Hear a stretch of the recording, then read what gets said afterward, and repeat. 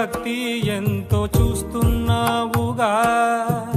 ఆకలితో చెయ్యే చాచి వస్తే తన చేతుల్లోని ఆహారం పంచే చేయి చూస్తున్నావుగా.